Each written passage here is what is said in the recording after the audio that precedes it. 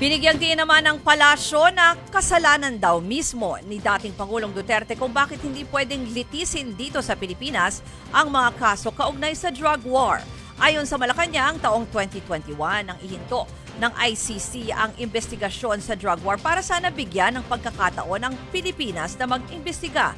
Pero sa kabila ng libu-libong namatay, iilan lang daw ang naparusahan kaya tinuloy ng ICC ang investigasyon. Git pa ng palasyo, minsan na rin daw nakialam ang dating Pangulong Duterte sa mga kaso ng patayan. Gaya ng banta niya noong 2016 na hindi niya hahayaang makasuhan ng murder ang mga pulis na sangkot sa pagpatay kay dating Albuera Leyte Mayor Rolando Espinosa.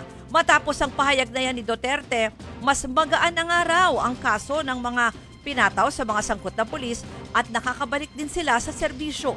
Ayon sa Malacanang, ilan lang daw ito sa mga kaso na nagpapatunay na hindi kayang litisin mismo sa Pilipinas ang mga kaso ng patayan sa drug war.